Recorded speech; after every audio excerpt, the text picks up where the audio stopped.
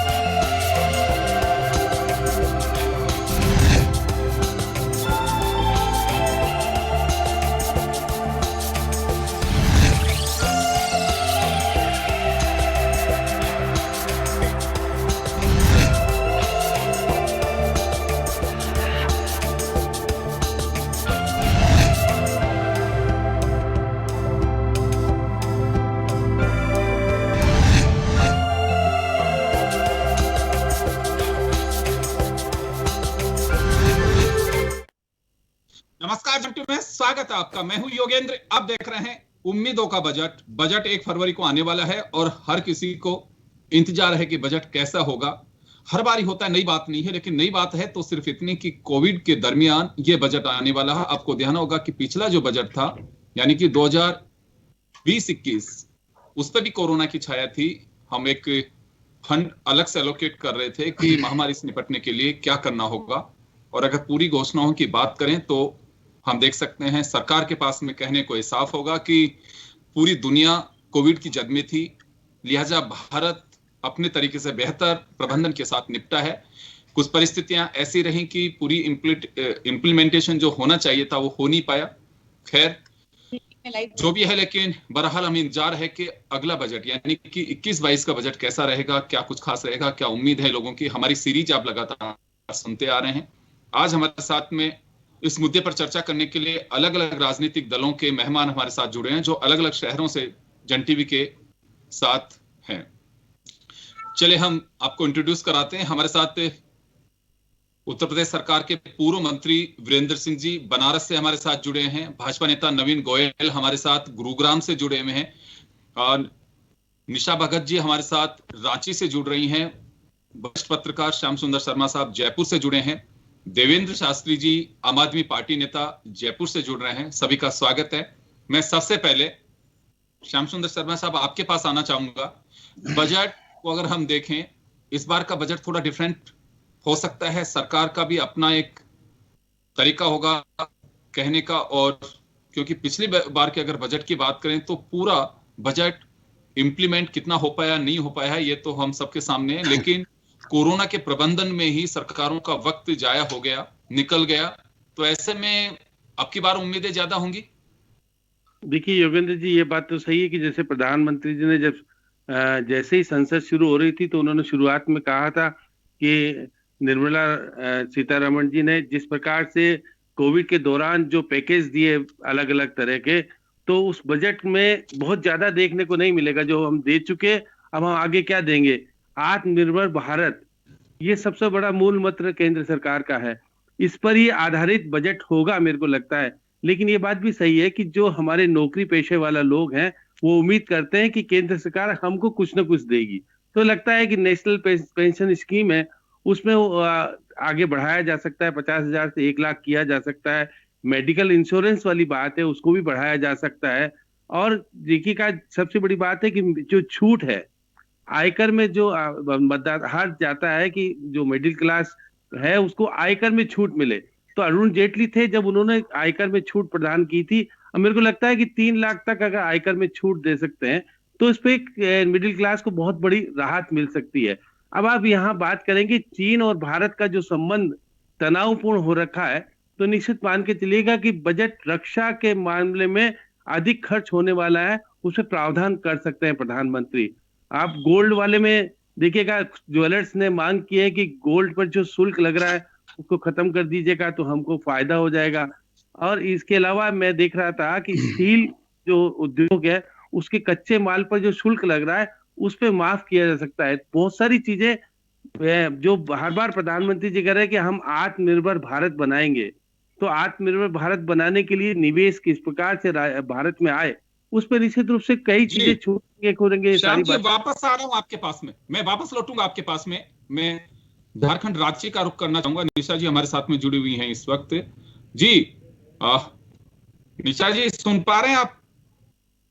जी नमस्कार, जोहार जी नमस्ते। बजट को लेकर के अगर हम बात करना चाहें, प्रधानमंत्री जी ने क्लू दिया कि 20 लाख करोड़ के पैकेज का पहले अनाउंसमेंट कर चुके हैं और कोविड का ये दौर रहा है। लेकिन फिर भी आम आदमी की उम्मीद होती है, सरकारों की ओर देखता है कि हमें राहत मिलनी चाहिए, क्योंकि यह जो बजट होगा, आपको सबको ध्यान है कि कोविड के दरमियान बहुत सारे लोगों के धंधे उजड़ गए, बेरोजगार हो गए। ये सरकारें भी मानती हैं। तो ऐसा क्या मान के चलती हैं कि ये इस एंगल पे तो वास्तव में सरकार को काम करना ही चाहिए? जहां तक मेरी जानकारी है और मैं जन जन तक पहुंची हूं, जिस समय कोविड का दौर रहा, हमारी जो सरकार रही, पूरे देश में जितना कोविड में फंसे हुए जितने भी मजदूर थे उनको लाने का जो काम किया हमारा झारखंड सरकार, वो सराहनीय रहा। और जो मैं आज कहना चाहती हूँ आपके जन टीवी के माध्यम से कि सरकार जो दावा कर रही है आज कि हम जनता के साथ हैं, ये बिल्कुल ही बेबुनियाद है। क्योंकि जो जनता का जो मालिक है वो जनता को अगर सड़क में छोड़ दे मरने के लिए, तो ऐसी परिस्थिति में हम नहीं चाहते हैं कि ऐसा हमारा जनता का मुखिया हो। जो हमारे आज प्रधानमंत्री जी हैं, वो उन्होंने जो बर्बरता जनता के साथ किया है वो बहुत ही दुखपूर्ण है।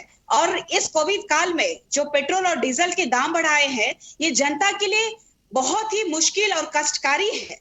ये सेंट्रल जो कमाई किया है करोड़ों रुपया, ये जनता के हितकारी के लिए नहीं है। और आज आप देख रहे हैं कि ये जो किसान विरोधी बिल जो उन्होंने लागू किया है, ये आम जनता के लिए आहत की बात है। और मुझे जहां तक लगता है कि ये जो बिल है और ये जो पेट्रोल की कीमतें और डीजल की कीमतें जो बढ़ाई गई हैं वित्त के हिसाब से, ये जनता के विरोधी ये सरकार है। चलिए मैं निशा जी वापस लौटूंगा आपके पास में जी। 3 एग्रीकल्चर जो लॉ बना है उसको हम अभी इसमें ऐड नहीं करेंगे, क्योंकि इस पे बहुत डिबेट हो भी चुकी है। हमारी जो मुद्दा है वो डाइवर्ट हो जाएगा, क्योंकि अपने आप में वो एक अलग इश्यू है। मैं चलिए नवीन जी आपके पास आना चाहूंगा, लेकिन उससे पहले वीरेंद्र सिंह जी का रुख करना चाहूंगा। बनारस से हमारे साथ जुड़े हैं वीरेंद्र सिंह जी, उत्तर प्रदेश सरकार के। वीरेंद्र सिंह जी आपके पास आना चाहूंगा। बजट को लेकर सरकार का कहना है कि हम एक्शन मोड पे हैं, एक्शन प्लान पे हैं, हमारी पूरी तैयारियां हैं और जनता को जिस तरह से उम्मीद सरकार से है, निश्चित रूप से उन तमाम परिस्थितियों को हम देख रहे हैं और जनता की भावनाओं पर सरकार खरी उतरेगी। ये बीजेपी का दावा है, सरकार का दावा है। जी देखिए शर्मा जी, सरकार जब बजट बनाती है तो सरकार की आमदनी क्या है और उसके सापेक्ष में सरकार को कितना खर्च करना है, किन किन मुद्दों पे खर्च करना है। और ये सरकार प्राथमिकता तय करती है कि हम स्वास्थ्य पे कितना खर्च करें, हम लोअर क्लास और मिडिल क्लास के लोगों के ऊपर कितना खर्च करें, कौन सा ऐसा टैक्स लगाएं जिससे कि हमारी आमदनी बढ़ जाए, किस तरीके से हम जो है हमारे बजट का जो स्वरूप बने ताकि आम जनमानस को लाभकारी हो। लेकिन आपने पिछले कई बजट से आपने देखा है कि भारतीय जनता पार्टी का जब बजट आता है तो बहुत ही हाइपोथेटिकल बजट आता है। वो 1 साल का बजट प्रस्तुत नहीं करते हैं, वो 10 साल का बजट प्रस्तुत करते हैं, जिससे गुमराह होकर के लोगों को असलियत से दूर रखा जा सके। अब आप समझिए कि कोरोना काल में सारे देश के लोगों के लिए और उन्होंने जो 20 लाख का पैकेज दिया है और जिसकी चर्चा प्रधानमंत्री जी ने भी किया है, क्या वो बजट वो जो पैकेज दिया वो लोन के रूप में कितना दिया और कितना जो है उनके मदद के लिए दिया। एक मदद करना अलग है और लोन देना अलग है।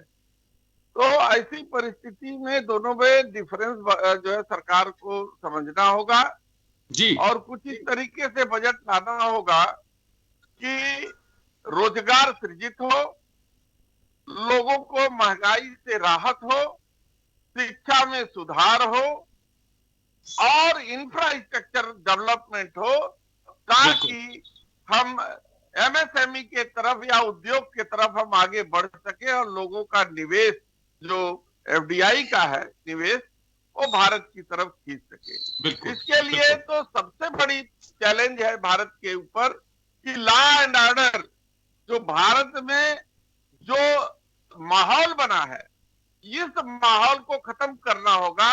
और जब तक शांति का माहौल नहीं होगा तब तक विदेशी कंपनियों के द्वारा जो निवेश करने का प्रोग्राम है वापस आ रहा हूं वो नहीं आ पाएगा। मैं वापस लौटूंगा आपके पास में। मैं नवीन जी के पास जाना चाहूंगा। नवीन गोयल हमारे साथ में जुड़े हुए हैं गुरुग्राम से, भाजपा नेता। नवीन जी, आपने सुना सबको और एक पार्टी लाइन से अलग हटके एक बात कही अभी वीरेंद्र सिंह जी ने, जो बनारस से हमारे साथ जुड़े हुए हैं। उनका एक अपना एक राजनीतिक एक्सपीरियंस है। निश्चित रूप से ये सब चीजों पे सरकार अपनी एक्सरसाइज कर भी रही होगी। इंफ्रास्ट्रक्चर कैसे बढ़ सके, एमएसएमई जो सबसे बड़ा एम्प्लॉय है देश का, उससे कैसे जान फूकी जा सकती है। कोरोना काल में जिन लोगों की नौकरी चली गई है, उन्हें एम्प्लॉयमेंट के लिए क्या नए अवसर हो सकते हैं, उनमें भरोसा कैसे पैदा किया जाएगा। ये कुछ ऐसे सरकार के सामने चुनौतियां हैं, लेकिन कुछ सवाल भी खड़े किए हैं। जैसे निशा जी ने अभी कहा कि सरकार पे भरोसा कितना किया जाएगा। अभी वीरेंद्र सिंह ने एक तंज भी कसा कि 10 साल का बजट बनाते हैं ताकि लोग गुमराह होते रहें, ढूंढते रहें कि हमारी जो अनाउंसमेंट हमारे लिए की वो कहां पर है। जी नवीन जी।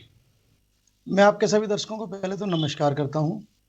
और परसों 1 तारीख को 11 बजे हमारे देश की वित्त मंत्री श्रीमती निर्मला सीतारमण जी को बधाई भी देता हूं कि वो पहली बार पेपरलेस बजट जो है वो प्रस्तुत करने जा रही हैं। जैसा कि आप सबको पता है कि इस कोरोना के टाइम में एक ऐसी महामारी 100 साल के बाद हमारे देश में आई, उसके बाद हमारे सामने असाधारण व्यवस्थाएं हैं और असाधारण उसके लिए उपाय करने की जरूरत है। और मैं कहता हूं कि असाधारण हमारे इसके लिए सवाल हैं और हमारी जो वित्त मंत्री जी हैं उसको असाधारण अवसर में बदलेंगी। जैसा कि अभी वीरेंद्र सिंह जी कह रहे थे 20 लाख का बजट, 20 लाख करोड़ का बजट।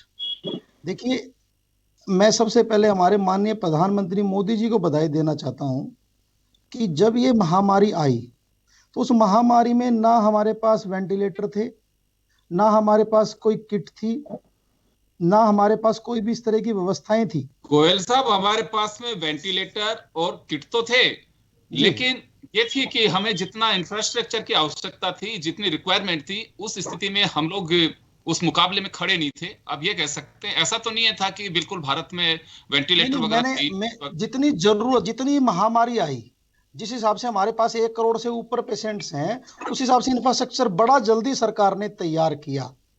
और मैं हमारी सीतारमण जी को बधाई भी देता हूं जो तीसरी बार बजट पेश करने जा रही हैं। पिछली बार के बजट को हम देखें तो उन्होंने 2.5 लाख के स्लैब में अपना इनकम टैक्स फ्री किया, जो पहली बार एक बहुत बड़ा इतिहास था। अब की बार सरकार को 2 चीजों पे ध्यान रख करके चीजों को चलाने की जरूरत है। नंबर 1, आत्मनिर्भर भारत, जो हमारे माननीय प्रधानमंत्री जी ने जो नारा दिया है वोकल फॉर लोकल, और नंबर 2, मेक इन इंडिया। मैं ये मानता हूं कि ये 2 सब्जेक्टों के ऊपर काम जब हम कर लेंगे, क्योंकि जो हमारा देश का जो ये बजट आने वाला है इसका पूरे विश्व पर असर पड़ता है। मैं ये मानता हूं कि आज हमारे देश में बहुत सारी अपॉर्चुनिटीज भी हैं इस कोरोना के बाद में। आज पूरा विश्व चीन के बाद हमारे देश को देख रहा है। जैसा कि हमारे आर्थिक सलाहकार कृष्णमूर्ति सुब्रमण्यम जी का एक सर्वे में पढ़ रहा था, तो उसके अनुसार हमारी सरकार 5-6 चीजों पर प्रॉपर तरीके से प्लानिंग करने जा रही है। नंबर 1, इंफ्रा, जो हमारे देश की सबसे बड़ी जरूरत है। Number 2, education. Number 3, health. और नंबर 4, डिफेंस। और नंबर 5, स्थिरता। और नंबर 6, टूरिज्म। और मैं एक ऐसा विकास का खाका हमारे माननीय प्रधानमंत्री जी के नेतृत्व में हुआ है।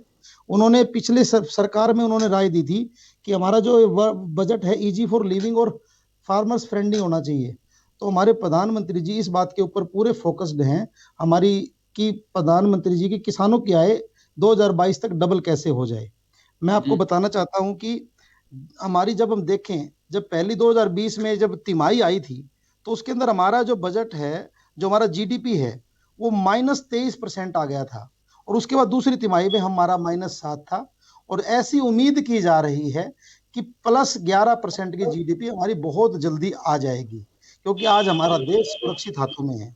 जो निशा भगत जी बात कर रही थी, मैं माफी चाहता हूं कि आपने बजट के ऊपर तो कोई बात ही नहीं की, आपने तो सरकार की कमियां निकालनी शुरू कर दी। मैं आपके माध्यम से जो इसमें जुड़े हुए हैं, मैं उनसे ये कहना चाहता हूं कि देखिए, ये किसी सरकार या पक्ष विपक्ष की बात नहीं है। आप अच्छे सुझाव दीजिए, आप अच्छी राय दीजिए, ताकि आपके राय कहीं ना कहीं पहुंच सके। और आपकी राय के हिसाब से भी ये तो एक देश की आम आदमी की जरूरत की चीजें हैं, ताकि हमारे सरकार जो आज इस कोरोना के बाद रोजगार हमारे अवसर कम हो गए हैं, बहुत सारे। नवीन जी, एक बात मैं जानना चाहता हूँ। नवीन जी, हम लोग हर बार बजट में आफ्टर बजट हम कुछ लोगों को जोड़ते हैं फ्री टॉक्स में, जो लोग अपने सुझाव देते हैं, वो चाहे स्टेट बजट हो चाहे यूनियन बजट हो, उनसे जब पूछा जाता है तो कहा जाता है कि बातें तो हम बहुत कुछ बताते हैं लेकिन वो दिखती नहीं है। मैं अभी भी एक बात के लिए गुजारिश करना चाहूंगा, श्याम सुंदर शर्मा साहब उसको ब्रीफ करेंगे आपको। बजट वास्तव में अभी भी धरातलीय जो स्थितियां होती हैं बजट की, यही एक बड़ी वजह है कि आज एक दुर्भाग्यपूर्ण स्थिति है किसी भी सरकार के लिए, पॉलिटिशियंस के लिए और हिंदुस्तान के लिए। आज की बात नहीं कर रहा हूं, पिछले कई वर्षों से, मैं एक्चुअली मोदी को कटघरे में खड़ा नहीं कर रहा हूं, कई वर्षों से हमारे बजटों की स्थिति ये बन गई है कि कभी अनाउंसमेंट कर दिए जाते हैं, कभी टैक्सेस बढ़ा दिए जाते हैं, जब इच्छा होती है उसे ड्रॉप कर दिया जाता है। पहले लोग टकटकी लगाए रखते थे कि बजट आने वाला है, मेरे साल भर का खाका कैसा होगा, लॉन्ग टर्म पॉलिसी अगर बनकर के आ रही तो उसकी स्थिति कैसे होगी। अभी तो कभी तो अनाउंसमेंट कर दिए जाते हैं। नहीं लगता कि एक महज औपचारिकता हो गई अब केवल बजट, लोग ज्यादा बहुत सीरियसली बजट को लेते भी नहीं अब। ऐसा नहीं है योगेंद्र जी, हमारी सरकार एक एक बारीक पहलुओं पर बात भी करती है, सुझाव भी लेती है। और मैं कहीं ना कहीं मानता हूं कि जो 70 साल हमारा देश का राज कांग्रेस के हाथों में रहा, 60 साल 65 साल, तो उसके बाद जो 6 सालों के अंदर बहुत सारे सुधार हुए हैं। और इस बात में कोई दो राय नहीं है कि आज हमारा देश ताकतवर के उभरी है। वापस आ रहा हूं आपके पास नवीन जी, वापस आऊंगा आपके पास में। एक बार श्याम सुंदर शर्मा साहब हैं, उनके पास जाना चाहूंगा। सर आपके पास आना चाह रहा हूं। बजट को लेकर के आम जन, उम्मीदें सबको होती है, जब हम पूछते हैं तो उम्मीद क्या है, लेकिन विश्लेषक, जो लोग वरिष्ठ लोग हैं, उनका कहना है कि बजट का कोई महत्व ही नहीं रहा है। कभी भी कुछ किसी भी चीज का अनाउंसमेंट कर दिया जाता है, कब क्या बढ़ाना है, कब घटाना है। पहले बजट एक प्रॉपर तरीके से आता था, लोग ध्यान रखते थे कि हाँ बजट में मुझे साल भर के लिए ये चीजें लेनी है, ये महंगा होगा, ये सब तो कुछ क्राइटेरिया है कोई बजट का। देखिए योगेंद्र जी, जब से आपकी जीएसटी काउंसिल बनी है तो अधिकार तो काउंसिल के पास है सारे के सारे, किस पे कितना टैक्स लगेगा, किस पे कितना कम होगा, सब कुछ होगा, वो तय करती है। बजट तो आप अब ये है कि आप अब आज ये है कि देखिएगा जिस प्रकार की स्थितियां कोविड में हुई है और जो हमारे आर्थिक स्थिति कमजोर हो गई है, उसके कारण हम क्या कुछ कर पाएंगे। तो देखिए वर्क फ्रॉम होम वाला जो है उनको हम किस प्रकार की ये सरकार शायद नीति में इस बार डालने वाली है कि हर कंपनी अब आपको दिखेगा बहुत ज्यादा तादाद में वर्क फ्रॉम होम चल रहा है तो उसको टेबल देगी, कुर्सी देगी या और कुछ खर्चों पर देकर के छूट दे सकती है कि जिस तरीके से अधिक कंपनियां इसको बढ़ावा दे सके। तो एक इस प्रकार का नई नीति भी आने वाली है। और नेशनल स्कीम में बार बार कह रहा था कि पेंशन की स्कीम है, उसके अंदर 50,000 था, उसको 1 लाख किया जा सकता है। मेडिक्लेम वाली में जो स्थितियां, उसमें भी छूट बढ़ाई जा सकती है। ये मिडिल क्लास चाहता है कि इन चीजों में छूट मिलेगी तो उसको निश्चित रूप से आने वाले समय में फायदा हो सकता है। जो सही बात कहा कि आप देखिए आत्मनिर्भर भारत कब बनेगा, जब भारत के अंदर उत्पादित चीज होगी, विदेशी कंपनियां यहाँ आएगी और मेक इन इंडिया के रूप में काम करेगी। बिल्कुल, वो इतना ज्यादा वापस आ रहा हूं आपके पास, मैं वापस आपको कंटिन्यू करूंगा। एक छोटे से ब्रेक के लिए रुकेंगे। और आपने सही फरमाया है कि किसी भी देश के बजट का, उसकी उपलब्धि का या उसके विकास का जो पैरामीटर है वो इस पे तय करता है कि आप एक्सपोर्ट कितना कर पाते हैं और इंपोर्ट कितना करते हैं, आपके यहाँ निवेश कितना आ पा रहा है। ये आप एक किसी भी मुल्क का भरोसा होता है। छोटे से ब्रेक के बाद जल्द लौटेंगे, बने रहिए आप जन टीवी के साथ।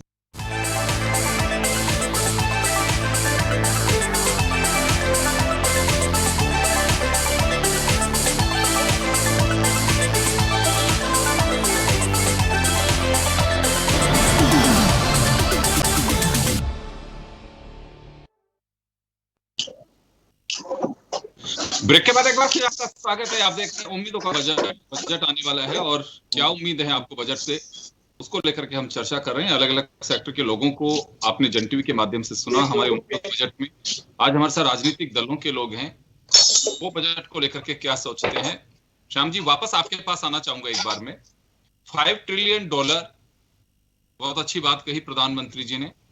पिछले बजट में उन्हीं का एक सपना जो है निर्मला सीतारमण जी ने जिसका अनाउंसमेंट किया था कि हम उस ओर जा रहे हैं। मैं एक बात यहाँ जरूर जानना चाहूंगा, और आपको लगता है कि उस ओर सरकार निश्चित रूप से कोई ना कोई गौर फरमा रही होगी। जैसे मैंने ब्रेक से पहले भी कहा कि आपके यहाँ पे इंफ्रास्ट्रक्चर, ये बात सही है कि विकास की गति का ही पैरामीटर मान के चलते हैं कि किस दिशा में आपका विकास जा रहा है। इन्वेस्टमेंट अगर किसी का आता है तो उस मुल्क का भरोसा है। आप एक्सपोर्ट ज्यादा कर रहे हैं, इंपोर्ट कम कर रहे हैं, तो आपकी तरक्की जो है विकास की वो साफ दिखाई देती है। ये कुछ ऐसी चीजें हैं कि जैसे अभी मैं सुन रहा था, नवीन जी ने कहा था कि 2022 में किसानों की आमदनी दुगनी होगी, और 3 जो कानून है, सरकार का दावा यही है कि उसी परिप्रेक्ष्य में है। तो 2022 का एक बजट शेष है, उस दिशा में कितना हम आगे बढ़ पा रहे हैं?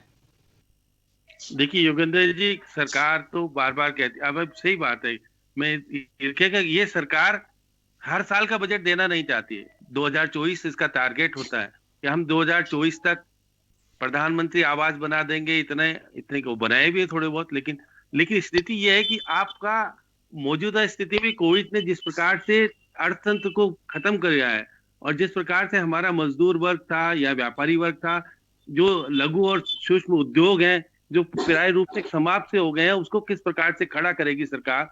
अब 20 लाख करोड़ का आपने पैकेज तो दे दिया, और सही बात है, उसमें आप केवल लोनिंग के माध्यम से कुछ देना चाहते थे, ले नहीं पाए लोग, स्थिति वो नहीं है जो होनी चाहिए।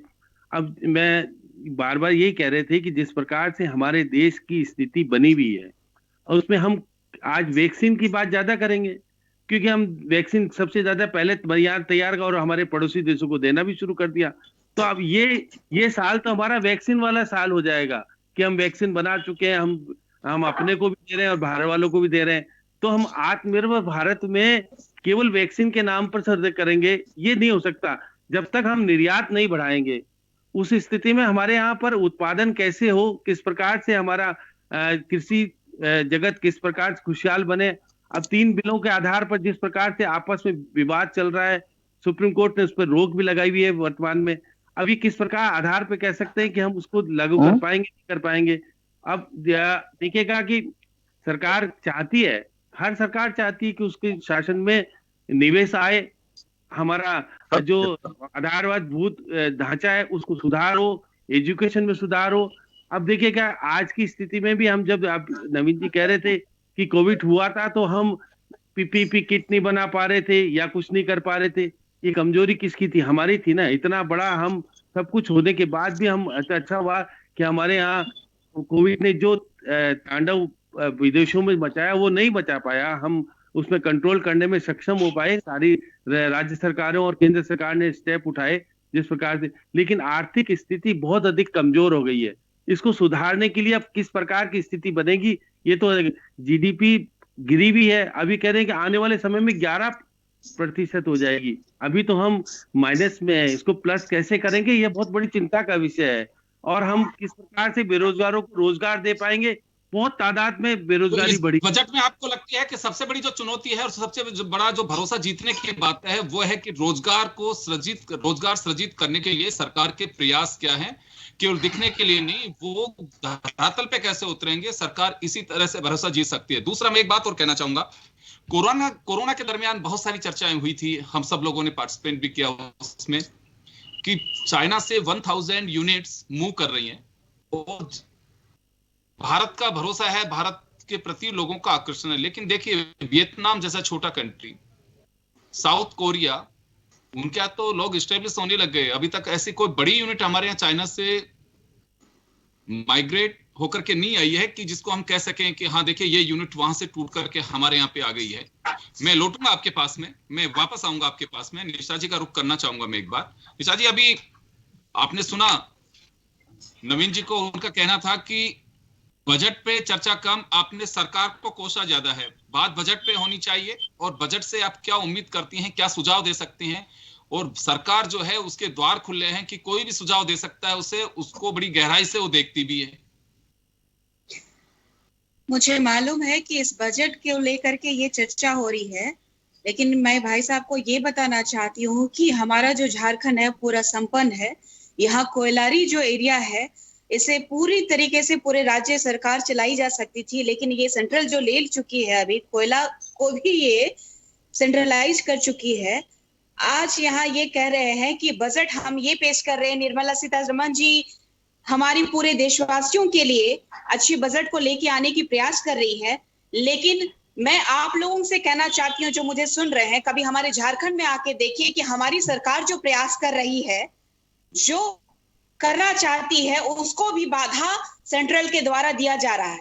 आज कोयला को निजीकरण कर दिया जा रहा है, आज पूरी तरीके से बजट को रोका जा रहा है झारखंड में आने से। तो किस तरीके से विकास किया जा सकता है? हमारे पूरे देश में सबसे ज्यादा झारखंड से पलायन होता था, जिसको रोकने का कार्य ये सरकार कर रही है। और 17 साल बीजेपी ने शासन किया, इसके बावजूद इन लोगों ने पूरी तरीके से झारखंड को डेवलप करने का काम नहीं किया। आज ये कह रहे हैं कि हम डेवलप करेंगे, तो ये निंदनीय है। ये जो बजट आ रही है ये सेंट्रल का ढकोसला है, मैं यही कहना चाहती हूँ। जी चलिए वापस आऊंगा आपके पास में, मैं वीरेंद्र सिंह जी के पास में जाना चाहूंगा। सर सिंह साहब आपके पास आ रहा हूं मैं। इंफ्रास्ट्रक्चर का आपने जिक्र किया, आपने कुछ ऐसे पॉइंट्स दिए जो पार्टी लाइन से ऊपर उठ करके हैं और वो वास्तव में देश के लिए ये सोच होनी भी चाहिए। लेकिन तो सबसे बड़ी चुनौती सरकार के सामने है अभी। एक तो इकोनॉमी को कैसे मेंटेन किया जा सकता है। दो बड़े लक्ष्य लेके चल रहे हैं कि 2022 में किसान की आमदनी डबल हो और 2025 तक $5 ट्रिलियन भारत की इकोनॉमी हो। तो दो चीजें तो बढ़िया हैं, बाकी तो हम निवेशकों को भरोसा दिलाने की कोशिश करते हैं, एक्सपोर्ट कितना ज्यादा कर सकते हैं, इंपोर्ट कम कितना कर सकते हैं, वो सारी चीजें तो हर सरकार अपने स्तर पे कोशिश करती है। दूसरा, अभी आपने सुना होगा कि स्थितियां जो देश की अब सुधर रही हैं, ये भरोसा आम जनता का बनता जा रहा है। मोदी साहब की ही एक बड़ी खूबी है, जो अभी नवीन जी ने इस बात का दावा भी किया है कि अब से पहले स्थितियां सब लोगों के सामने थी। आप ही जरा उस पर बताए हैं। कोरोना का काल रहा, कोरोना के दौरान सबकी चिंता ये थी कि भारत मुकाबला कैसे करेगा, लेकिन हम लोग खड़े हुए। ये सरकार का अपना दावा है। तो इस दावे के इर्द गिर्द कुछ नई ऐसी चीजें होंगी कि जो दावे को सच मान के चलें कि हाँ इस ओर हम आगे बढ़ेंगे। देखिए शर्मा जी, ये सरकार निश्चित रूप से कोरोना की छाया में और इस वैक्सीन की आड़ लेकर के अपना बजट पेश करेगी और अपनी गलतियों को छिपाने का प्रयास करेगी। मैं कहना चाहता हूं कि बजट होता है आमदनी पे। पिछले साल का बजट लगभग 3.42 लाख करोड़ का पूरा संपूर्ण बजट एलोकेट किया गया था कि इतनी आमदनी हमारी आएगी। लेकिन आप आंकड़े उठा के देखेंगे तो करीब 22 लाख करोड़ के आसपास टैक्स और अन्य जरिए से ये जो है कि सरकार को आमदनी हुई। इसके सापेक्ष में खर्च कितना हुआ, इसका ब्यौरा सरकार खुलासा नहीं कर रही है।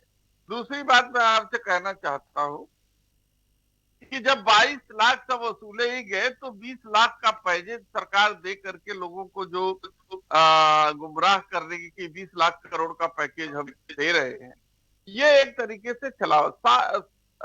सरकार को चाहिए कि साफ सुथरी नियत से, पारदर्शी तरीके से वो देश की जनता के सामने आए। देश की जनता समझ रही है कि इस कोरोना काल में किस तरीके से उसे जो है कि आगे बढ़ना है। सरकार को चाहिए कि वो आप देख लीजिए कि जैसा आप अभी आप ही ने कहा कि चाइना से जो है कि करीब 100 कंपनी, बड़ी कंपनी जो है पलायित हुई, बड़े ढिढोरे पीटे गए कि वो भारत की तरफ रुख कर रही हैं। एक भी जो है कि कंपनी आकर के भारत में अपना निवेश नहीं किया। क्यों नहीं किया? इसके पीछे कोई झांकना नहीं चाहता। इसके पीछे जो हिंदू मुस्लिम वातावरण है, जो यहाँ की लॉ एंड ऑर्डर सिचुएशन की स्थिति है, उससे कोई भी देश निवेश करने की स्थिति नहीं है। हम जहां तक उत्तर प्रदेश की बात कर रहे हैं कि तमाम कॉरिडोर इन्होंने एक कर दिया कि जो है कि डिफेंस कॉरिडोर में इतना 1000 करोड़ के निवेश होंगे। 1 रुपया भी बताना देना चाहता हूं शर्मा जी, 1 रुपया भी निवेश के नाम पर जो है कि ये सुरक्षा कॉरिडोर के रूप में, डिफेंस कॉरिडोर के मध्य में नहीं आया है। जहां तक सवाल जो है कि भारत सरकार का है, मैं चाहता हूं कि भारत सरकार इस तरीके से बजट बनाए। देखिए अभी पेट्रोल और डीजल को अगर आप जीएसटी में लाने की कोशिश करेंगे तो वो बात करेंगे तो उस पर कोई चर्चा नहीं होगी। अभी नीता जी ने जो बात कही है कि भारत में एक फेडरल स्ट्रक्चर है और उस स्ट्रक्चर के तहत राज्य और केंद्र के कुछ अधिकार हैं, उसके संबंध है। केंद्र ने बड़ी चालाकी से जीएसटी को पूरा का पूरा जो है केंद्र के खाते में डाल दिया। अब सारे प्रदेश के लोग केंद्र के मोहताज हो गए कि जब केंद्र रिलीज करेगा जीएसटी का पैसा, तब उसको जो है कि डेवलपमेंट को लेकर के वो जो है कि वो कोई बात कर सकता है। और केंद्र है कि 3-3, 4-4 महीने तक भारत सरकार प्रदेश जी। का जो अंश है वो अंश नहीं देता है। तो वीरेंद्र आप जी, मैं वापस कैसे आऊंगा उम्मीद आपके करें? पास। अभी देखिएगा कि बजट आएगा तो इस तरीके का आडंबर युक्त बजट होगा जिसको चलिए, मैं समझना। वापस आ रहा हूं आपके पास में। मैं नवीन जी के पास में जाना चाहूंगा। नवीन जी, आपने सुना अभी, और सरकार के सामने चुनौती है कि 2022 में कैसे किसानों की आमदनी दुगनी हो सकती है। हालांकि देखिए, 6500 रुपए अभी किसान के एक परिवार की एवरेज इनकम है मासिक। अगर इसे 13,000 रुपए कर भी दिया जाएगा तो क्या लगता है आपको कि किसान के लिए बहुत कुछ है वो? दूसरा, $5 ट्रिलियन को लेकर के हम चल रहे हैं, इंफ्रास्ट्रक्चर को लेकर के निवेश की बात की जा रही है। निश्चित रूप से एफडीआई आना चाहिए। उदारीकरण के दौर का ये 31वां बजट होगा, तो इसे कोई खारिज नहीं कर सकता। लेकिन बीजेपी लगातार यह बात कहती आ रही थी मनमोहन सिंह के टाइम पे कि एफडीआई लेकर के आने का मतलब देश को गिरवी रखना, बेचना। तो अभी भी वही स्थितियां हैं कि आपका पैरामीटर एफडीआई का बदल गया है, जिसे खोला जा रहा है लगातार, और आप लोगों को लगता है कि इसके बिना काम नहीं चल सकता। तो मनमोहन सिंह के वक्त अलग था, नरेंद्र मोदी के वक्त अलग है। देखिए योगेंद्र जी, हमारी सरकार जो भी नीतियां बनाती है वो अंतिम व्यक्ति तक उसका फायदा पहुंचे। हमारा एक सिस्टम है कि nation first, party last, second. और सबसे बड़ी चीज है कि कोई भी चीज राष्ट्र को देखते हुए, वहां की जनता को देखते हुए बनाई जाती है। मैं सबसे पहले तो बधाई देना चाहता हूं हमारी सरकार को। हमारी सरकार में आप देखेंगे एमएसएमई को बढ़ाया गया है। हमारी सरकार में जितने भी एम्स हैं पूरी इंडिया में बढ़ाए गए हैं। आज इंफ्रास्ट्रक्चर की अगर बात करें तो पूरे देश के अंदर आज एनएच का, हाईवेज का एक जाल बिछ चुका है। अगर मैं मेरे हरियाणा से मैं बात करूं तो मेरे हरियाणा में करीबन 15 से ज्यादा एनएच नए दिए गए हैं। चाहे वो केएमपी हो, चाहे वो सुपर कॉरिडोर का नाम हो, चाहे वो द्वारका एक्सप्रेसवे हो, बहुत सारे, चाहे कोटपुतली से लेकर के चंडीगढ़ तक का एक नया हाईवे बनाने का काम। और मैं मानता हूं कि 13,000 करोड़ रुपए लगा करके दिल्ली बॉम्बे जो हाईवे बनाया जा रहा है। देखिए आज इस सरकार के बदौलत, देखिए एक बात पे चर्चा करने की बहुत ज्यादा जरूरत है। मैं तो देखिए वीरेंद्र सिंह जी, निशा भगत जी मेरे से अनुभवी तो हैं, सीनियर तो हैं, लेकिन इनकी बातों में कोई पॉजिटिविटी, मुझे, मैं माफी चाहता हूं कहते हुए कि आप लोग कह रहे कि आडंबर होगा, सब ढकोसला होगा, नेगेटिव आएगा, ये होगा वो होगा। अरे आप उम्मीद रखिए, पॉजिटिव बने रहिए। अगर आपकी सरकार का कोई अच्छा काम है तो हम उसको अच्छा कहने में कोई गुरेज नहीं करते हैं। मैं आपको बताना चाहता हूं कि देखिए आज हमारी सरकार, जो आपने विषय रखा किसानों का, आज हमारी सरकार रोज ये बोलती है कि आप जो ना जीरी, जो चावल होता है, और गेहूं, आप इन दो फसलों पे हमारा एक मैक्सिमम जो 50% से एरिया, ज्यादा एरिया जो है इसके ऊपर निर्भर है कृषि के अंदर। तो मैं ये कहना चाहता हूं, जो हमारी सरकार कहती है कि आप इस जीरी और जो चावल और गेहूं से भी आगे फसल लगाइए, सब्जियां उगाइए, और जो एडवांस फार्मिंग होती है वो करिए, ताकि फसल और उसके उचित दाम देने के लिए हमारी सरकार बैठी, ताकि सर मैं एक बात जानना चाहूंगा, जी। नवीन जी, एक बात जानना चाहूंगा। आप जिस प्रदेश से आते हैं वो निश्चित रूप से कृषि के क्षेत्र में काफी आत्मनिर्भर है, पंजाब और हरियाणा, इसमें कहीं कोई संदेह नहीं है। लेकिन आज भी जब हम एग्रीकल्चर सेक्टर को लेकर के चर्चा कर रहे थे तो बहुत सारे लोगों का ये कहना था कि सरकार कोई भी हो, चाहे यूनियन गवर्नमेंट हो या फिर स्टेट गवर्नमेंट हो, ऑर्गेनिक फार्मिंग के लिए बढ़ावा देने की बात कहती हैं, कहा जाता है कि अवसर का फायदा उठाइए, लेकिन उसकी मार्केटिंग के लिए कोई जरिया नहीं है अभी। अगर कोई ऑर्गेनिक फार्मिंग करना भी चाहता है तो कहाँ बेचेगा वो? अभी ऐसी स्थितियां नहीं है। और भंडारण की जो बात की जाती, हाँ, ऐसा नहीं है योगेंद्र जी। आज की तारीख में एक बहुत बड़ा ट्रेंड बढ़ गया है। सबसे पहले किसी भी काम को करने के लिए दो चीजों की सबसे बड़ी जरूरत होती है। नंबर 1 जन भागीदारी, नंबर 2 अवेयरनेस। आज हमारी सरकार ने कई मंडियां बनाई हैं, जैसे हमारे हरियाणा में गन्नौर मंडी है। अब मंडी तो खत्म कर रहे हैं नवीन जी, वहां पे एडवांस सिस्टम है, मंडी कोई खत्म नहीं होगी। हमारे माननीय प्रधानमंत्री जी ने कहा है कि मंडी भी रहेगी और एमएसपी भी रहेगी। ये तो किसानों को एक अपॉर्चुनिटी दी गई है कि आप कहीं भी अगर अपनी सब्जी बेचना चाहें, अपनी फसल बेचना चाहें तो आप अभी भी बेच सर सकते यही हैं। है नवीन जी, उसमें तो कोई कमी नहीं। आज भी कहीं पे भी जाके किसान आजाद है, कहीं ले जा करके अपनी सब्जी को बेच सकता है। हमारे राजस्थान के किसान आपके आजाद को मंडी में ले जा करके बेचते हैं। देश का एक सिस्टम है, हमारे कहावत है और कि उत्तर प्रदेश के बॉर्डर पे ले सीख को भी जाके फाड़ देती है। ये जो सब चीजें जो खिलाफ में चल रही हैं, ये सब एक विपक्ष की ताकतों का, या पता नहीं क्यों किसान को गुमराह किया जा रहा है। ऐसा बिल्कुल नहीं है। हमारे माननीय प्रधानमंत्री जी ने, हमारी सरकार ने जो भी विषय चलाया है उस विषय पे हमेशा नहीं, रिजल्ट मैं उसे खारिज नहीं कर रहा। सरकार रिजल्ट ओरिएंटेड काम किया है हमेशा। देखिए, हम उसका डिसीजन नहीं करने वाले हैं। सरकार का भरोसा हर किसी को है, सरकार कोई भी हो। ये तो राजनीतिक दलों को तय करना है कि भरोसा किस स्तर तक रखना है।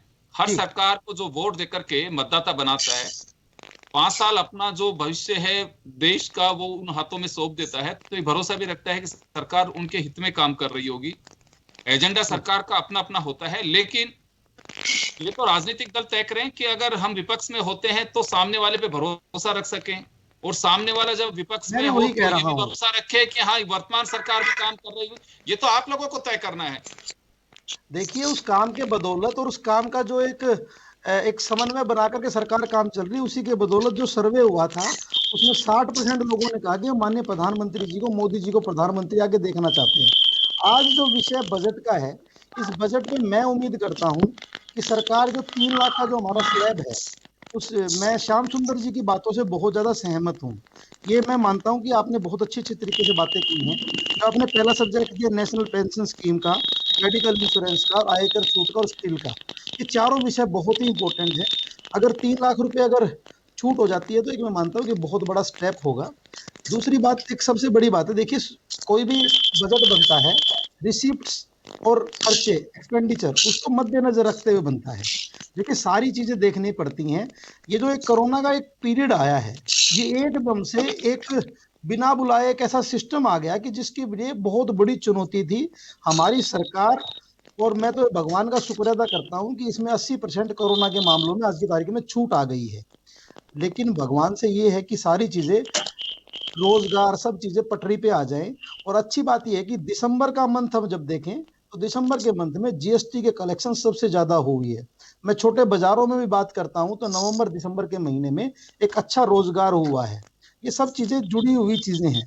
और मैं इसमें मानना चाहता हूं कि एक चीज का मेरा भी सुझाव है, मैंने माननीय प्रधानमंत्री जी को चिट्ठी भी लिखी है कि जिस दिन ये नदियां जिस दिन हमारे भारत में जुड़ जाएंगी, जो माननीय प्रधानमंत्री जी का एक लक्ष्य है, उसके लिए कितना ही बजट क्यों ना हो, एक बार नदियां जुड़ जाएं। उस नदियां जुड़ने से ना हमारे भारत में सूखा आएगा कहीं, ना कहीं बाढ़ आएगी। जी देखिए, यह है एक सवाल पूछना लाजमी बनता है। जी हमारा एक सवाल है मेरा, और जो सर एक सवाल है, वो ज्यादा आसान हो जाएगा। सवाल है मेरा, एक सवाल है, जल संसाधन विभाग एक आपने अलग सा बना दिया, बहुत अच्छी बात है। और उसका मंत्री सौभाग्य राजस्थान का है कि गजेंद्र सिंह शेखावत जो मिनिस्टर हैं, कैबिनेट मंत्री, वो उसी का ही है। और लेकिन जल जरूरत हमारी, इसमें कोई संदेह नहीं है। जो हमारा कहीं पे फ्लड आता है, कहीं पे हमारा सूखा रहता है, तो इसको कोऑर्डिनेट करना बहुत जरूरी है। लेकिन 7 साल मोदी साहब को अब की बार नहीं होंगे। अभी तक आपको क्या लगता है कि कितने कदम आगे बढ़ पाए होंगे? देखिए, जैसे मैंने आपको बताया, एनएच हाईवेज का एक जाल बिछाया है, एम्स का जाल बिछाया है। नदियों की बात कर रहे हैं, नदियां जोड़ने की बात कर रहे हैं। आपने जिक्र किया खुद ने नदी का, तो इस वजह से मैं पूछना चाह रहा हूं। कहीं ना कहीं सबसे बड़ी बात है कि कोई भी चीज सोच में आ जाना। ये इतना बड़ा एक लक्ष्य जो प्रधानमंत्री जी ने लिया है, मैं तो उनको साधुवाद देता हूँ, बधाई देता हूँ। दूसरी बात ये है कि इसके ऊपर एक सर्वे कर लिया गया है। काफी हद तक मैं संसद में जाता रहता हूँ, सुनता रहता हूँ, वहां पे इसके ऊपर पूरा एक सर्वे कर लिया गया है। मैं मानता हूँ कि हमारी कमान भी एक अच्छे एक व्यक्ति के हाथ में, तो बहुत जल्दी, क्योंकि 1 साल तो हमारा कोरोना ने खराब कर दिया। अभी इस सरकार का करीबन 3.5 साल हमारे जो बचे हुए हैं, कहीं ना कहीं इसके ऊपर मूवमेंट होगी, कहीं ना कहीं इसके अच्छे रिजल्ट्स हमें देखने को मिलेंगे। मैं वापस आ रहा हूँ निशा जी के पास जाना चाहूंगा एक बार। नदियों को जोड़ने की बात आती है निशा जी, और निश्चित रूप से मुझे जो लगता है कि बजट में इसको जरूर मेंशन किया जाएगा कि पानी की जरूरत है। जैसे पिछली मरतबा भी कुछ इसी तरह के जिक्र थे कि किसानों को सौर ऊर्जा पंप और एग्रीकल्चर को बढ़ावा देने के लिए ड्रिप इरिगेशन और इन सब चीजों की सब्सिडी इस ओर बढ़ेंगी। लेकिन बात नदियों के जोड़ने की है। मैं व्यक्तिगत रूप से इस बात का इंतजार है कि नदियां वास्तव में जुड़नी चाहिए, और ये हमारे लिए एक बड़ा एक इनोवेशन होगा जो अगर ऐसा हो पाता है तो। लेकिन कितना बड़ा है ये तो सरकार ही बता सकती है। लेकिन नवीन जी के जो कुछ दावे हैं, अभी 70 साल में कुछ नहीं हुआ, और जिस ओर बढ़ रही है सरकार, भरोसेमंद हाथों में सरकार है, देश का भरोसा है। तो भरोसे के लिए जनता किन चीजों पे भरोसा करे, कुछ ऐसी हैं चीजें अभी?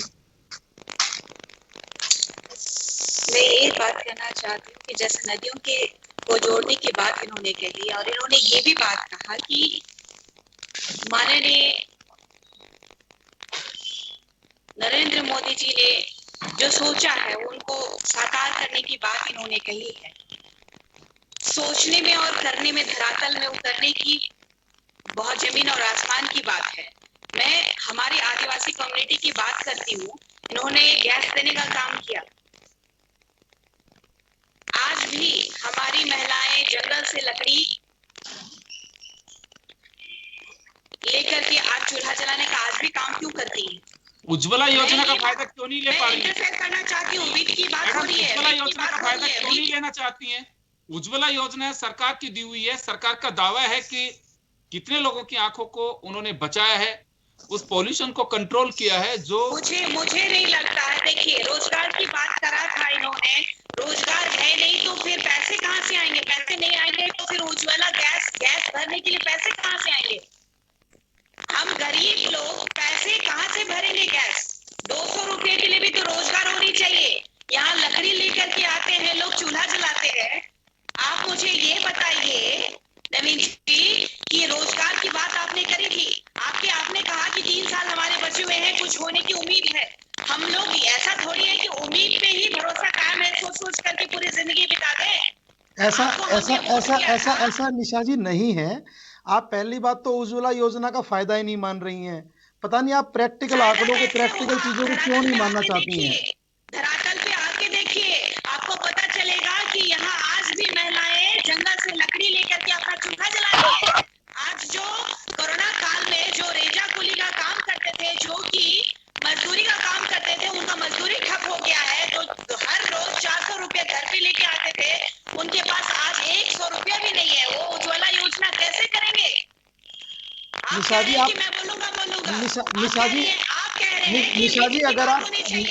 जी अगर आप जनप्रतिनिधि हैं, तो आपका एक फर्ज बनता है कि जो लोग अभावग्रस्त हैं उन लोगों तक आप सरकार की योजनाओं को पहुंचाइए, उन लोगों को उन योजनाओं से जोड़िए। योजना को पहुंचाने का काम किए। आपका उज्ज्वला योजना पहुंचा, लेकिन है कि वो गैस कहां से भरेंगे? आपने रोजगार की बात करी। आप मुझे बताइए, आपने कितनों को रोजगार देने का काम किया? आप झारखंड का हर खनिज संपदा को लेने का काम कर रहे हैं, लेकिन आप मुझे जवाब दीजिए कि झारखंड को देने का क्या काम किया? आज तक सिर्फ सरकार को, जो हमारी गठबंधन की सरकार है, उसको आलोचना में आपने रखा। आप मुझे एक जवाब दीजिए, कोरोना काल में कितने भारतवासियों को पूरे राज्य में जो भी मुख्यमंत्री रहे वो मजदूरों को लाने का काम किए? हमारे मुख्यमंत्री माननीय हेमंत सोरेन जी थे, जो कि पूरे फ्लाइट से, ट्रेन से लाने का काम किए। आप लोग आलोचना करते हैं, आप लोग कभी सराहना नहीं करते। चलिए मनरेगा के तहत रोकना चाहूंगा। नवीन जी एक साथ जवाब लूंगा आपसे। नवीन जी एक साथ जवाब लूंगा मैं। वीरेंद्र सिंह जी के पास भी जाना चाहूंगा। 30 सेकंड में वीरेंद्र जी को भी देना चाहूंगा। सिंह साहब, आपके पास आना चाह रहे हैं। आपने सुना अभी कि उज्ज्वला योजना हो, चाहे जल शक्ति मंत्रालय बनाने की बात हो, नदियों को जोड़ने की बात हो, ये तमाम वह पहलू हैं जो 70 साल से अछूते थे और नजरअंदाज किया जा रहा था। देखिए, 2 बातें मैं कहना चाहता हूं। पहला ये कि भारतीय जनता पार्टी के लगभग 7 साल सरकार केंद्र में सरकार होते हो गया, एक भी ऐसा कोई भी संस्थान का निर्माण नहीं किया, बल्कि इसके सापेक्ष में जितने भी फायदेमंद संस्थान थी, चाहे वो ऑयल सेक्टर में हो, चाहे वो रेलवे हो, चाहे वो हवाई जहाज हो, हवाई अड्डे हो, बस स्टैंड हो, ये सारे इंफ्रास्ट्रक्चर को इन्होंने बेचने का काम किया है और प्राइवेट सेक्टर को देने का काम किया है, और उसी पैसे को से के आमदनी के रूप में ले रहे हैं। दूसरी बात कहना चाहता हूं कि जो निशा जी ने कहा है, निशा जी की बात एकदम सत्य है कि उज्ज्वला योजना के तहत जिसको भी गैस का कनेक्शन मिला है वो सब्सिडी से वंचित है और उसे 800 रुपए में रिफिलिंग करनी पड़ रही है, जबकि सरकार उस पर को सब्सिडी देना चाहिए रिफिलिंग पर भी। लेकिन ये सरकार समय कम है सर। नवीन जी से एक छोटा सा जवाब लेना चाहूंगा। हवा पर भी टैक्स लगाएंगे कोरोना की आड़ में।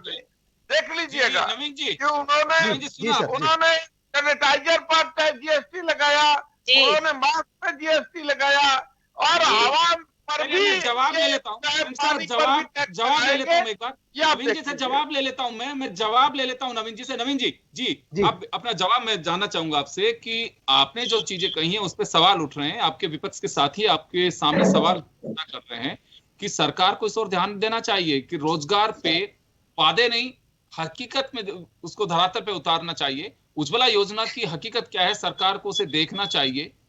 आपने कहा कि जनप्रतिनिधि हैं तो ये लोग हो सकता है कि उनके बीच में जाते हैं, ये लोग उस पिक्चर को क्लियर करते हैं, तो आप लोगों के पास में कभी फीडबैक नहीं आता कि हाँ इस तरह की स्थितियां हैं? देखिए, श्याम सुंदर जी मुस्कुरा रहे हैं। मैं आपको ये बात कहना चाह रहा हूं कि अगर आप किसी विषय पे बात करेंगे जेडीयू की, कांग्रेस की, तो ये आपस में एक दूसरे की बात का खंडन करने का काम करेंगे। अगर ये सेंट्रल गवर्नमेंट की बात है, एक दूसरे को सहमति दे करके ये बता रहे हैं कि ये बात सही है। देखिए, एक बात मैं कहना चाहता हूं, कोई भी सरकार या कोई भी सिस्टम जनता के द्वारा चुन के भेजा जाता है और जनता की योजनाएं बनाने के लिए एक सिस्टम होता है। दूसरी बात, हर एक दिन सुधार की हमेशा जरूरत होती है।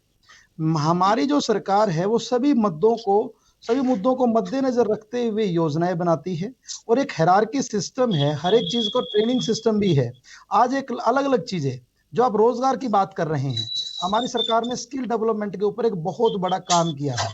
देखिए, मैं अगर मेरे स्टेट की बात करूं, आज हरियाणा के अंदर मुझे लगता है एक मिनट मैं समझ चाहूंगा, समय कम है, समय हो चुका है, मैं रोकना चाहूंगा। एक सेकंड के लिए मैं कहना चाहता हूं कि हमारी, अगर आप हरियाणा से आते हैं तो बहुत से युवा जो है रोजगार तलाशने की बजाय या तो हुक्का गुड़गुड़ाते हैं या ताश खेलते हैं। देखिए, इच्छा शक्ति का होना जरूरत है काम करने वाले के लिए। आज इस देश के अंदर कोई कमी नहीं है। आज हमारे देश के अंदर सभी मौसम है, सभी ऋतुएं हैं, सभी फल है। आज की तारीख में बहुत से नए बच्चों ने अपने लेवल पे बहुत बड़ा चाहे हम स्विगी को देख लें, चाहे हम जोमेटो को देख लें, चाहे हम किसी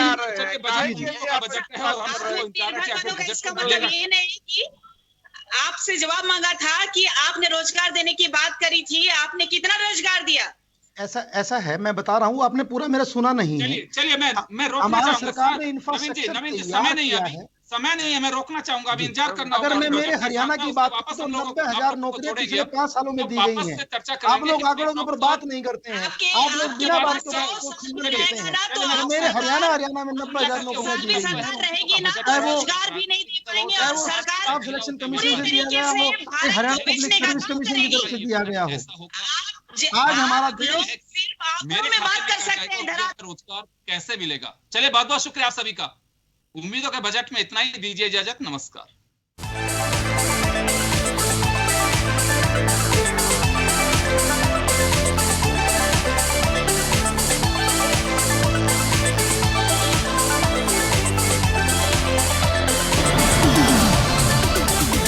जन टीवी की लेटेस्ट अपडेट पाने के लिए हमारे चैनल को जरूर सब्सक्राइब करें और नोटिफिकेशन पाने के लिए बेल आइकॉन दबाएं।